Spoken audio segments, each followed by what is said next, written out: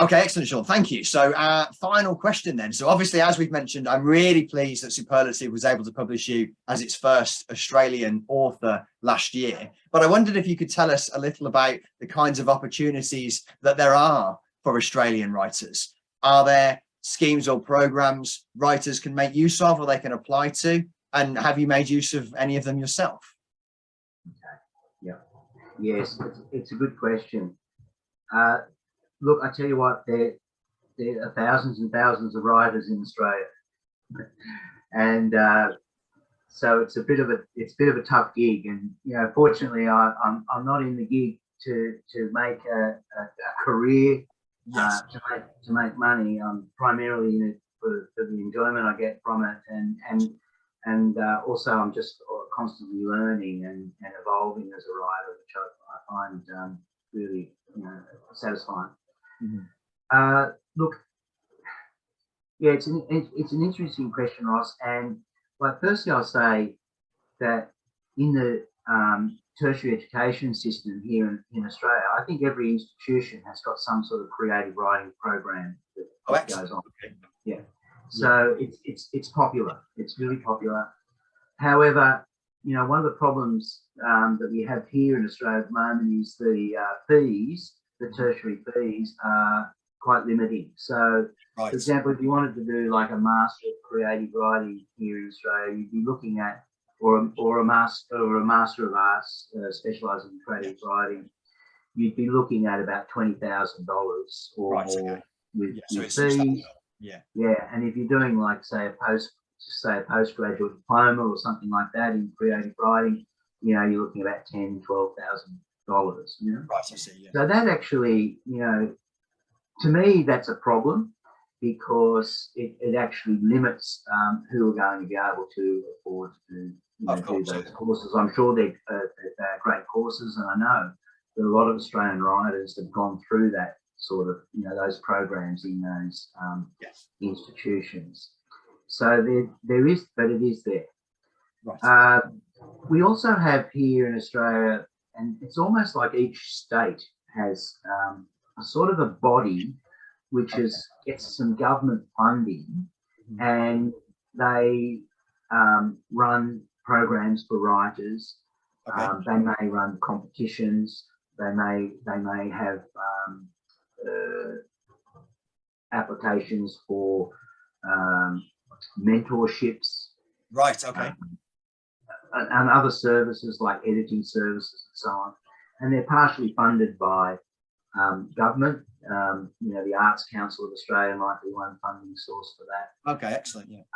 Yeah. And they have programs on. The thing I've found, and I've lived in Queensland, and there's an organisation up there called the Queensland Writers Centre, and the one here in New South Wales, where I am now, is called New South Wales Writing, it's called Writing New South Wales. Right. Okay. One of the problems I find with those is the courses that the workshops and things that they run are still quite expensive. And they're also very city focused. So if you're not in the city, they're difficult to attend. They may do a little bit of outreach stuff, but primarily they have a centre in the city, and that's where they're conducting most of their activities. And I assume that's just so they can reach a huge number of people in a small space. Yeah. Yes, it makes sense. I can understand it, and Australia is a huge country.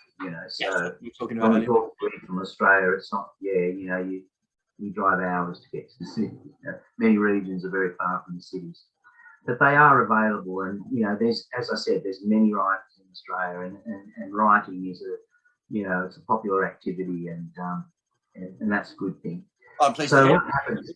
Yeah. So what happens is, I think most people, if they're not, forking out money to do more professional type, development and courses, there's writing groups around. There's writing groups in all different regions. There's some associations which are like fellowships of writing groups that come together, and they're quite widespread throughout the country. So a lot of people get involved in those. And rarely, and this is something that happened to me recently, our local public library advertised a workshop, a creative non-fiction writing workshop. Oh, okay. Yeah, so I live in an area called the Central Coast, and the program was called Central Coast Writes. And I turned up, and so did a whole lot of other people, and they had them at all the different libraries in the area.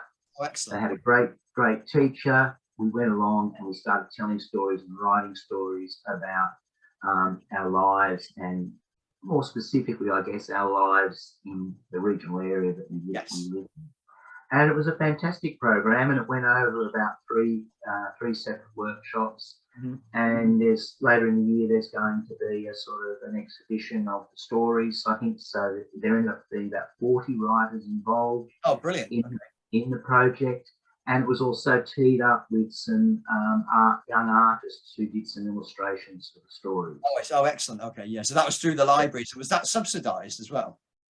Yes, that's subsidised. So the local council and also a state New South Wales creative fund provided some. Oh, very good. Okay, yeah, good.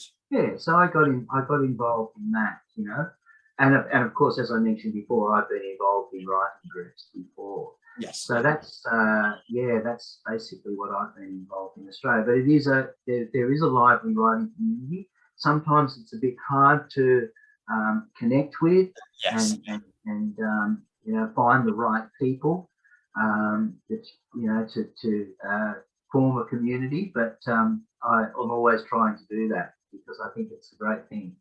Yeah, well, perfect. I'm pleased to hear so many people are enjoying writing in Australia, and there are these opportunities. And do you run a writing group as well? Yes, I do. I run a writing group. You mentioned this briefly earlier on. So how did you set that up? Is that just a local writing group, or? Yeah, well, yes, it is, and it is sort of evolving as well and changing all the time. But when I was living in Queensland, I actually at the local library that I was going to in Queensland, I just saw a little slip on the board. It was the Palmwoods Writing Group, and I rang the number. I spoke to somebody, and that was the first writing group that I got involved with. Okay. And when I relocated and I moved to New South Wales, I was looking for another group, and I couldn't find something that was sort of what I liked about the writing group that I'd been in before. So I thought, oh well, I'll do one myself. And so I've modelled it. Yeah, I've modelled it a bit on very similar way to what I was used to before. And it's a very hands-on. It's a very sort of hands-on feedback, writing, critiquing, rewriting, supporting each other. So very hands-on one, which is what I like, rather than one that's a bit more about just writers getting together and talking about writing. You know, I mean that has its purpose, you know, as well. No, it does. Yeah, of course, yeah. And I like talking about writing with people, but I also like to sort of get into it, you know. Yes. And do stuff. So yeah, so that's sort of what I've been running that at the moment, and I've got some ideas about maybe some other types of groups that I might be involved in, and maybe, you know, doing some more workshop type stuff as well. Because I have met through the program that I was talking about. I've met a whole bunch of other writers now here on the Central Coast, and I think there could be some potential, you know, activity that comes from that as well. Oh, excellent! Yeah, and I suppose there's a brilliant message there, isn't there? If there isn't a writing group in your area, then why not set one up? Yeah, absolutely. If there needs to be one, then make one. Absolutely. Well, that's brilliant, Sean. Thank you very much. Excellent. And I mean, thank you for joining us and for talking to me today. It's been a pleasure. It's been a pleasure, Ross. Yeah, thank you very much, and best of luck with Superlative. I hope I can be involved in you know, further projects down the line. I hope so too. Yes, absolutely, brilliant. I'm really glad I sent off that submission. All right. Yes, thank you. Brilliant. Thank you.